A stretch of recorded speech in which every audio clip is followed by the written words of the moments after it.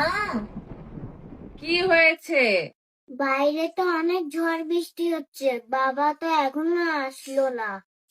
চলে আসবে, তুই ঘুমিয়ে পড়।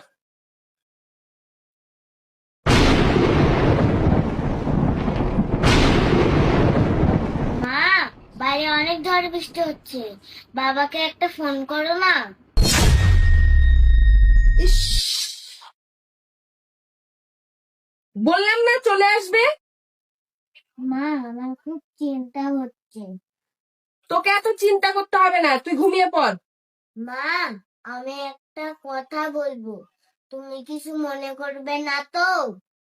কি বলবি বল।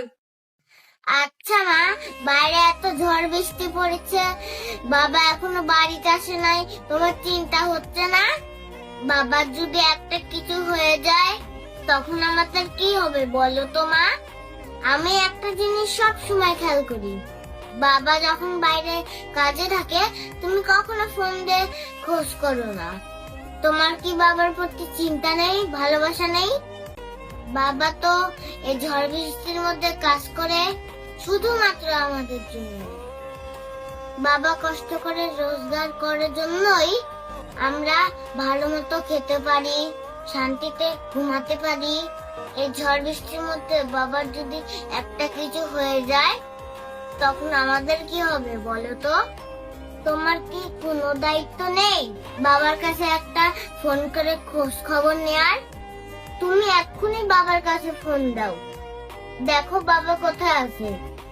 তুই ঠিক বলেছিস বাবা, আমার বড় অন্যায় হয়ে গেছে। এই ঝড় বৃষ্টির মধ্যে মানুষটা কোথায় আছে, কিভাবে আছে, আমার একটা ফোন করা উচিত ছিল বাবা। আমি এখনই ফোন করছি। আমি তো ভুলেই গিয়েছিলাম, তোর বাবা ছাড়া আমাদের আর কেউ নেই। তোর বাবা ছাড়া আমরা পুরো অসহায়। তো আমার ভুল হয়ে গেছে বাবা, আমি এখনই ফোন দিচ্ছি। আমার আগুন